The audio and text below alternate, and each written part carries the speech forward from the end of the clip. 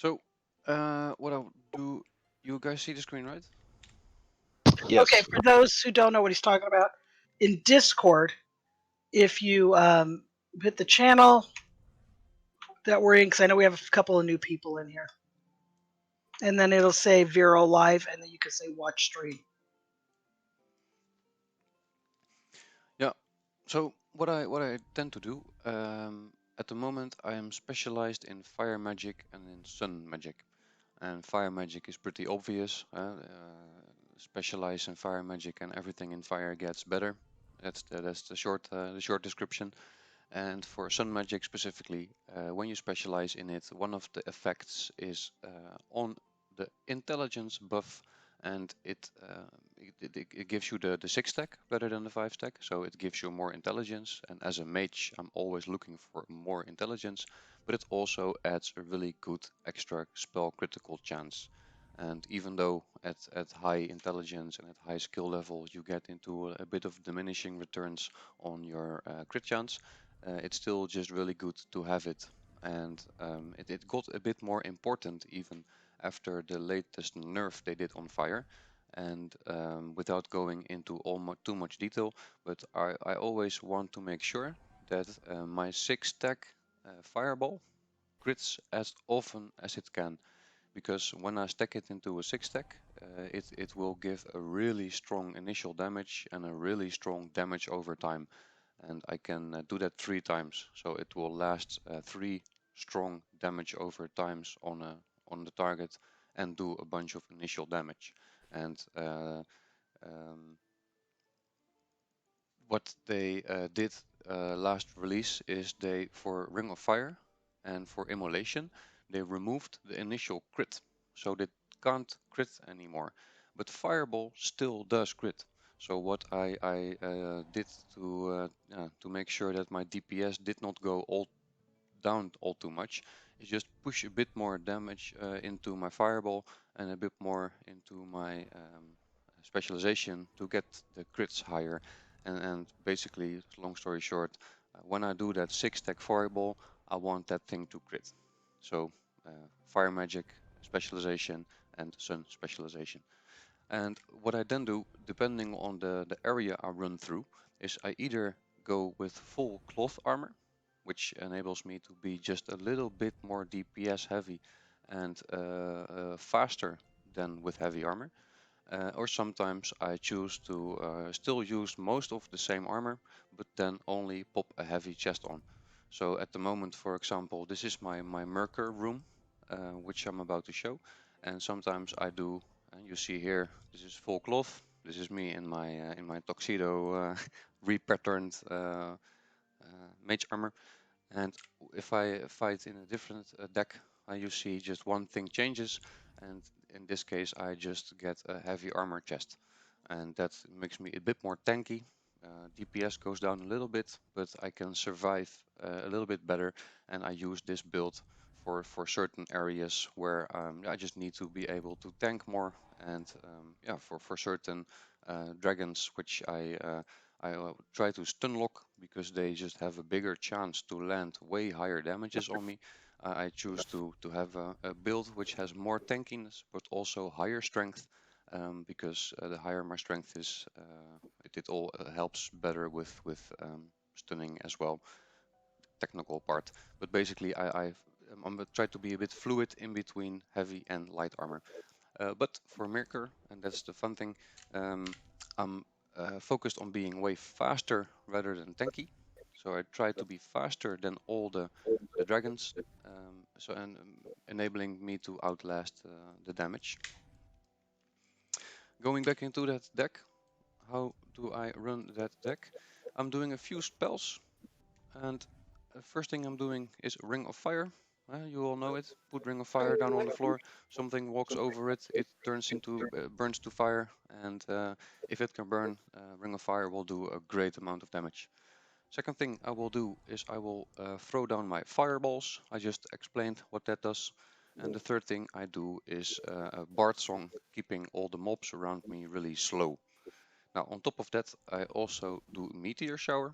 You probably all know what that is. It's a big rain of damage over a big area. And then I have a skill Purify, where I can remove negative statuses on me. So if I get poisoned, for example, I can strip that poison off me by just casting that spell on myself. Then here I have cycling 3 different bard songs, and these I choose to do single casts, and I don't stack these up. And if I were to be in a scene where I need more speed, or I need more heals, or where I need more focus recovery, I would change this up and I would make this into a stackable one, enabling me to not single cast them, but to make stacks of these. But here I choose to only do singles because I don't need more than what the singles are already giving me. So that will make me focus more on the left part of my deck, and give me super easy tap my 8 to have a simple bard song up as a baseline. Now here, super simple, dash keeps me really fast, and if I need a heal, I have 1 healing touch. It's only the only heals I need come from 1 healing touch, or an extra panic heal from one of my potions, and of course the bard song, which is constantly providing me with a little lifeline of health. So if I get damaged and I keep running around, that melody of mending is already pushing my health points back up a little bit.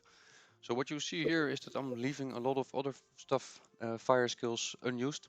I don't, in this specific build, don't use don't use fire arrow, don't use fire fist, don't use other fire combos, don't use evaporation. But that's just because specifically for this room, I don't have time to do a lot of other things. I must focus on always being faster than all the dragons and slowing them down at all times, keeping my ring of fire up at all times, keeping my meteor shop tower up at all times, and casting the fireball on as many of them at the same time. And this is where the build gets a bit more tricky, because in that in the dragon room, and I'll just go there and I'll show it.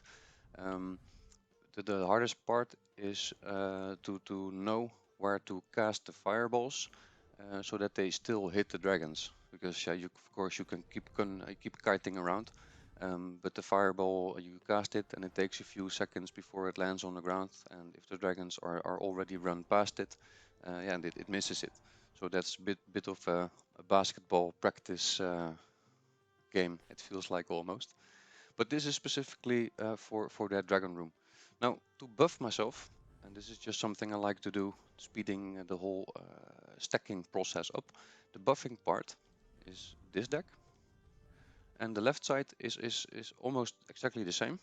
And the right side is the buffs I do, pre-buff I do. And why do I do this? Well, while I'm doing the pre-buffing, I can already stack up my cards, so that the moment I'm done pre-buffing myself, I already have all my 6 stacks waiting to go. So I can just start and I don't have to charge anything, hold the button down. I can just, well, blast through everything. And I'll just go there and show you guys how I do it. Do you have any questions on the deck I just showed?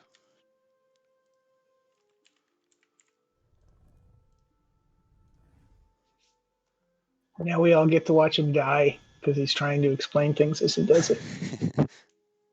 Well, I just noticed that I've been pressing my push to talk button the whole time, but I already fixed the setting that it should be voice activated, so I should be able to not worry about my push to talk and just keep talking.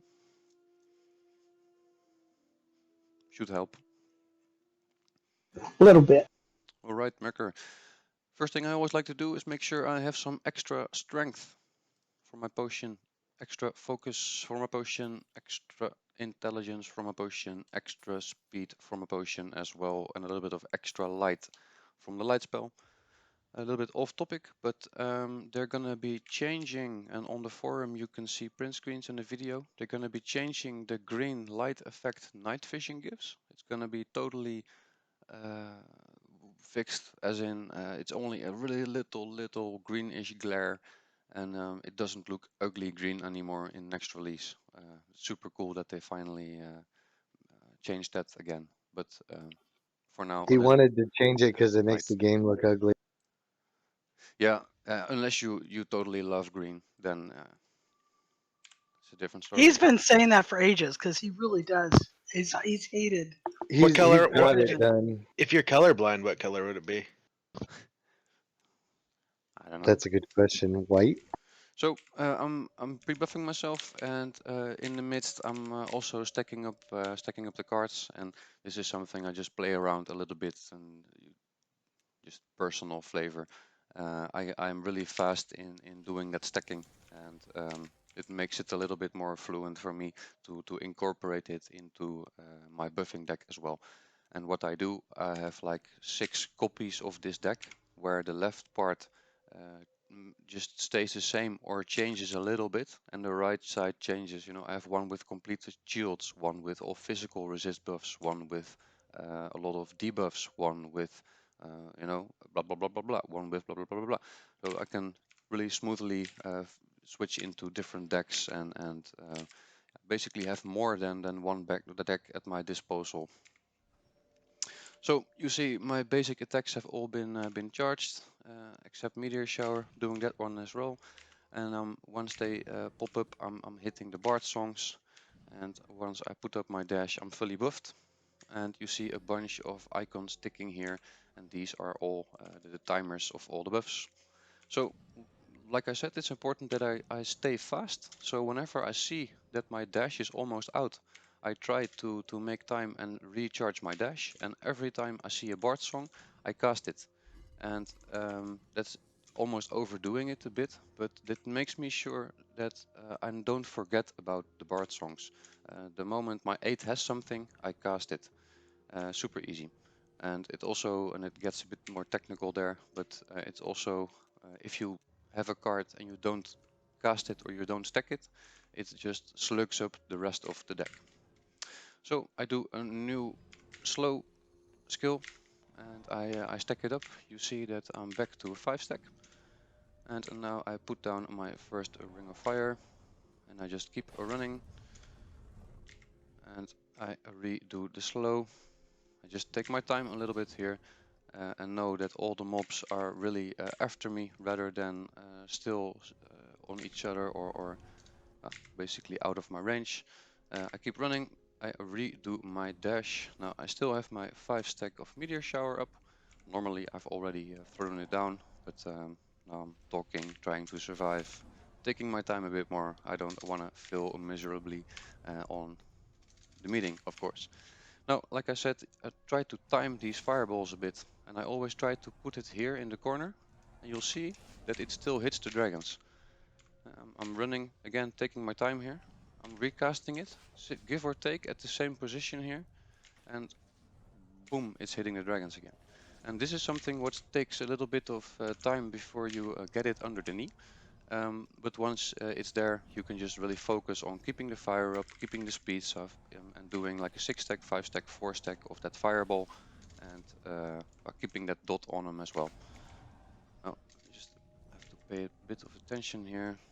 I have to redo the ring of fire, and because I'm so fast, whenever a dragon does an attack, may it be from the ground or from the air, I'm outrunning the damage. So I'm outrunning the hit, if that makes sense.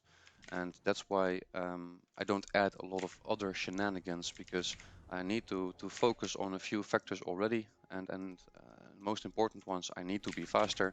And if I were to do a million things at the same time, I just know that I'm gonna screw up one of those building blocks of this deck, and then it can fall down into pieces rather quickly, because I don't tank this. You know, I'm not taking any damage, as you guys see, or hardly any.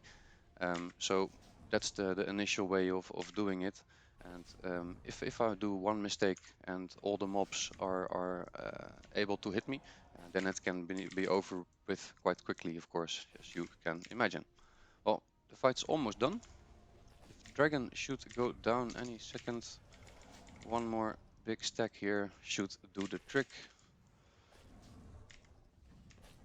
And something I really needed to learn after doing this for a few times is that the dragons can be down and all the Corpians can be dead, and I think, oh, I can finally breathe again and just skin these buggers, but the ghosts will be respawning. So what I'm also doing is, whenever I can keep stacking, I just keep stacking, Whenever I can keep doing the bard buffs, I keep doing the bard buffs. And whenever I can redo my 5 stack of dash in a second or two, I will do that as well. Just to make sure that the moment those new mobs come back, I already have my slows up and I have my bard songs up and I have my 6 stack waiting, so that I can really continue the process and kind of expect them to come rather than, so I'm active rather than reactive in this. And the mobs are so punishing strong that if I mess up that part, then a few of those poison ticks and I'm dead in like 2 seconds. Because I'm only running around in cloth armor, it's way less tanky. So they're up now again. And there was one hidden here. I grabbed that one as well. I'll just tag them all with my immolation under my feet and drag them into the middle. And I don't worry about that dragon there. It will not go away that fast. And I'm setting up all my AoEs. And like you see here, I'm really doing my best to make sure all of them are in a little group. And that's just because I want to make sure that my fireball will be hitting them all. So I'm just letting them cook for a little bit. And what I try to do is I never try to do a single stack. I always try to do a 3 stack. And whenever my deck is almost dry, when I start doing the fireballs, I can stack up really quickly. But as you can see, everything's dead already. And from this point, I know that I have a bit of time because I've killed all of them. None of them are hidden in any corners. So I now just have a minute or two, or actually 1 minute, 1 minute round before the respawn comes. And I always know that I have time enough to skin the final few dragons if needed, and run around to skin these things here. Now, the cool thing is, these dragons will only respawn after like half an hour or 40 minutes, or it feels like 40 minutes-ish. I haven't really timed it, to be honest. And for the rest, only those ghosts will respawn, which is good. They give really good loot and a really good XP as well. But if you really want to do a lot of dragons, you can now just teleport away, and when I'm back in town, dump some loot and jump back in the scene, and the scene will be refreshed. Rinse and repeat. Yeah, rinse and repeat. And this is the first scene where I noticed that I can keep my fire specialization up. And as you see, it's quite high, level 133. And I have a potion of guidance up. And even with doing this, I can still gain experience points. And that's something which is fairly new, that I can still gain enough while leveling one of those high XP requiring skills. So that's really good. This scene is really that good. And I've tried the extreme version of this. At the moment I'm running normal, and the extreme version I can stay alive now, but my fire magic just is not strong enough to kill the dragons, because those are tiered dragons and their fire resist is tiered as well, which just means that all the damage I'm doing is like 20, 30 or lower, and their health regeneration is just way higher than that. So all the damage I do is constantly being regenerated, and even running around with evaporation, it just does not do the trick. But I know that if I were to redo my build and make a ranged deck that focusing on specifically aim shot, oh sorry, multi-shot, you can get away with making a build which is so multi-shot heavy that you can do the extreme version of this room with mainly only doing that multi-shot. So it's really fun how to approach it. And yeah, well, fire magic is one of the builds which in this room really shines. But what makes this all not fall down into pieces is the sheer fact that I'm fast with my dash, I'm fast with one of the board songs, I'm fast with my wolf potion, and all the mobs are slow with Psalm of Stagnation. If you have those variables up, we're not talking about damage yet, we're just talking about you being faster than all these mobs in these rooms, and you then just have to throw damage at them. So if you make that build work and you can do what I'm doing here without dying, because you are faster than the mobs and you are putting slows on the floor, it doesn't really matter that if I'm killing them with doing a ring of fire and meteor shower, or that you're killing them with a well placed multi shot, because that multi shot, if it were a crazy ass 6-stack, would also boom hit all of them right in front of me, and it will also kill the dragons. And I think that's a really important thing to know, that yes, with fire magic you're doing a lot of yeah, strict base damage, and it makes it really manageable to kill a bunch of mobs at the same time. But it's totally not the only way to do it. And it's more important that you know the variables to not die in the room, than that you know how high your fire magic must be to do it. Because I'm doing this here with way overpowered skills for this room. Um, not to show off, but these are all quite high skills here. 150s and up, 160 and up. It's a lot of time I've invested into this. But if you're running around with GM skills or 120 skills or 130 skills, you can totally do this room. I think for now, for about a week or two, Drizzt, are you in here? Drizzt Yeah, seems to be I'm here. doing this room as well, and Drizzt and I are very similar in build, and well, Drizzt does exactly the same, or even better than I'm, um, at a lower level.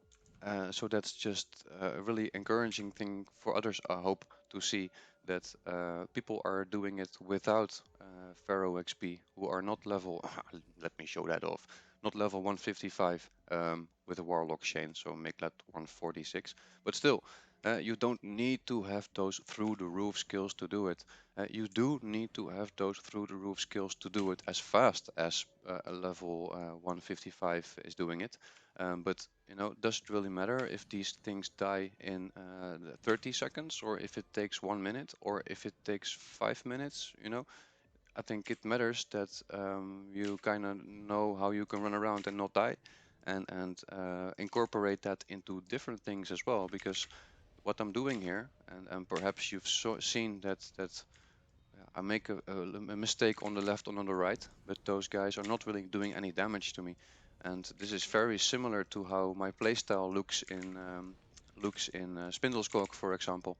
And just yeah, good to know that you don't need super high damage mitigating things to do this, or you don't need to be fire magic to do this, or you don't need to be specialized to do this. This would still work exactly the same if I were to unlevel my fire specialization. It will just mean that I can't consistently do my 6-stack before it runs out. And it means my damage will be way lower. But as long as I still make sure that I'm faster than the other mobs, it will still work, because you're just outsmarting the mobs, if that makes sense. And I'm gonna point out something real quick for you, Vero. Yeah, sure. He's attenuating here. The XP and the loot is better in this place than in Spindlecog. Yeah, so Spindleskog, if I were to look at how fast I can self-attenuate, Spindleskog is still faster, because there are no waiting times. I can just run from mob to mob to mob to mob to mob and attenuate. But I can open up every mob, and I can loot like 2 or 3 coin every mob. But in the room we were just at, there are a few things just dropping a lot, and that's just raw gold. It's not bad, but a lot of ancient essences are dropping. These 16 probably were all from the last run, and the focus batteries are dropping, and it's just overall better loot than the fistful of coin that Spindle will give. And I'm not talking about the ghosts. Recently the ghosts has gotten some better loot, but if you just kill him, or sorry, the not the ghosts, the purple things, those got better loot. The ghosts not. So yeah, it's not real initiative to go there for the loot. And the scene where I just were, everybody knows that if you skin a dragon, it gives good loot, and it gives both crafting experience, and it gives adventuring experience, and it gives potential artifacts and a lot of goodies to be gotten from those. and it's really fun. For a lot of years now, I like killing dragons. From the moment there was only one dragon in the game, I've been killing that one for a long time until there were more in the game, and I always killed the rest. And then at the moment, like 80% of the game for me is killing all the dragon types, give or take, in the game. Now I do avoid a few of them, but just really fun to do.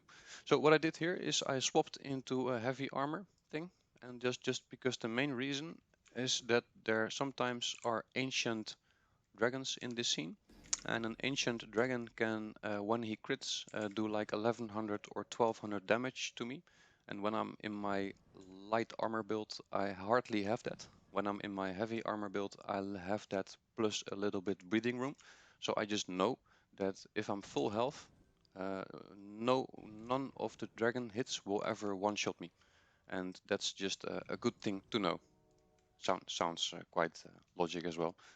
Also, what you notice that the left side changed a little bit and the right side changed a little bit, but the main things are all the same. I have the left side for damage and the right side for heals, and on my 8 I still cycle a few different bard songs, or sometimes, like in this one, I've added a single dash.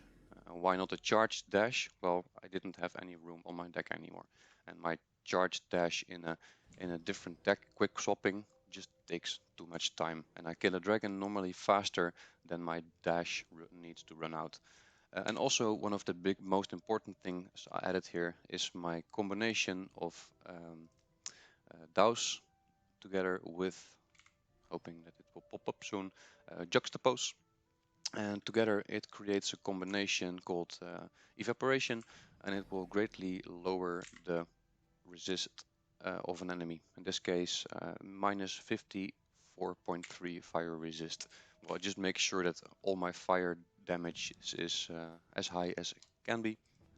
And lately I also started to sometimes, when I not forget, cast a fire elemental, and that's just for company, of course, in the first place, but also because that one looks a little bit better than I do, and also because it finally starts to do a little bit damage, as in it sometimes crits for like 200, 250, and that's good enough to just carry around. Plus, it looks really fun having a burning thing next to you.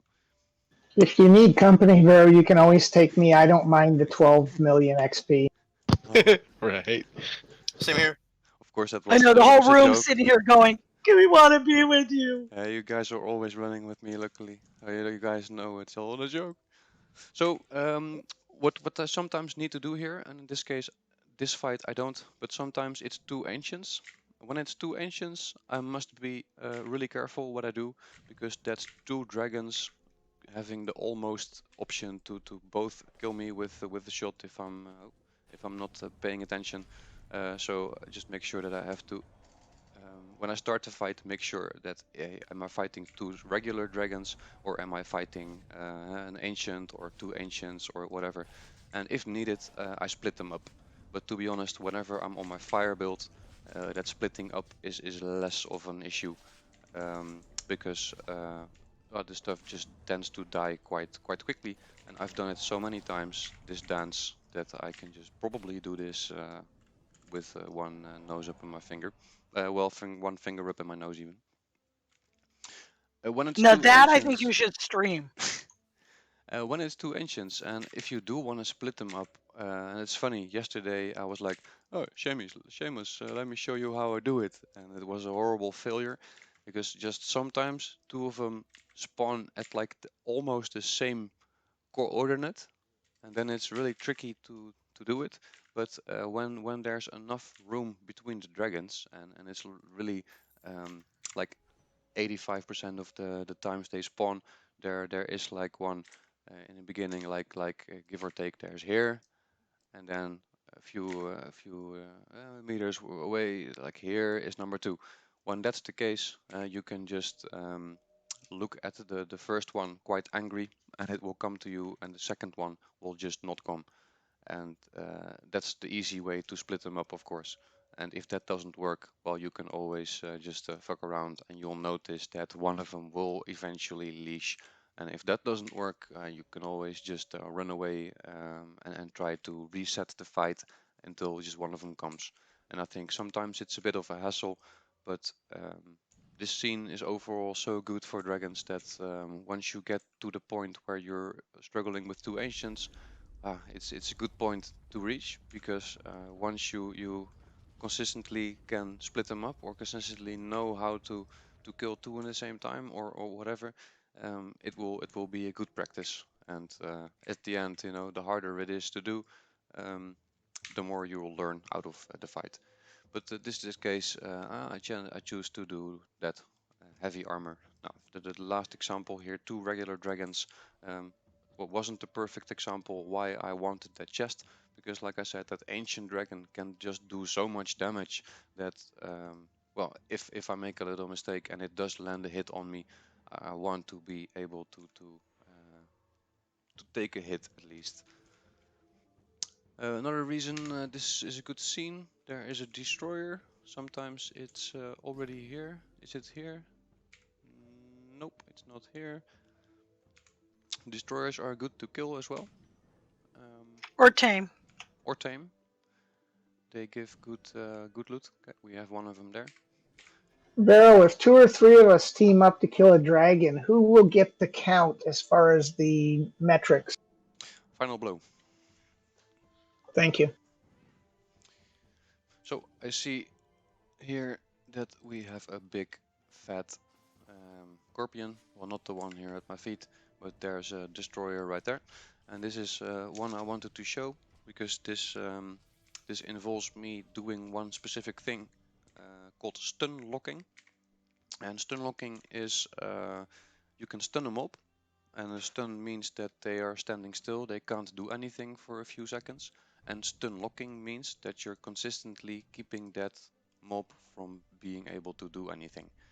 Now, there is a anti-stun lock mechanism, and I can show that as well. But yeah, there's a way you can not completely work around it, but there's a way you almost have 100% chance to redo a stun before it goes out.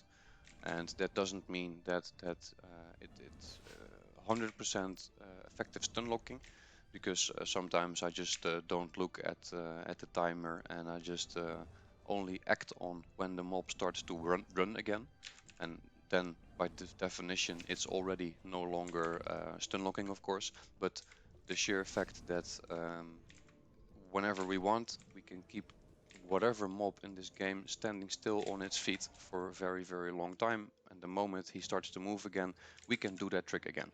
Now, one of the nasty things these mobs do is a poison. I think there are actually two. Yeah, do a poison, and I want to make sure that it's just not able to do that poison at all.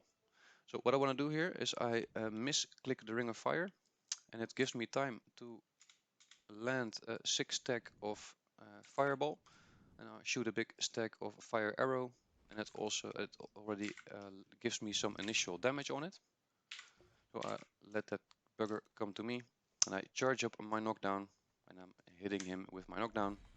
And I can see in the little move he did that it was an effective knockdown. Now it gives me time to do some stacking again. And what I always want to do is like I said before, I don't want to do smaller stacks than 3 stacks, or I try to not do anyway. And that enables me to save some focus and do better damage over times. In this case, I let the guy run again, and I redo the hit. Well, what I did wrong in this case is I did it too late, because it already was able to do a hit on me, but it's just a tiny hit which I can out-heal. And as you see, I'm not even doing a lot anymore. I'm just waiting for him to die and redoing my stacks. Because when I see that a mob is just 5 seconds down from dying, then why spend more reagents, or spend an almost 6 stack and just wait 5 seconds and it's dead. And it's always good, because you see the fight ends and my stacks are already almost all here again. So we have another one here, and I can do the little trick again. I start with my 6 stack. Here I hit him with that 6 stack of ball, hit him with that 6 stack of fire arrow. Now I can start charging. So the moment he's here, I can release it. When I see him do that little, yeah, everybody who does some bludgeoning recognizes that little twerk move, twerk into buff, twerk into stun move. And I just constantly keep at my 8. Whenever my 8 is up, I tick it, and whenever I can stack, I stack it, and whenever I have a 3 stack, I release the 3 stack on it. I did a little whoopsie. I forgot to remind lock, so my stack of my stack of Ring of Fire went away. Ain't no biggie. I need to skin the thing anyway. Sometimes, of course, it's tricky to do everything, and yeah, sometimes you miss a mind lock and then a stack disappears. But luckily, if the deck is set up properly, it doesn't ever take really long to get back to your bigger stacks anymore. So in this case, soon you've seen two specific builds. One with heavy armor and a dragon room with light armor and fire.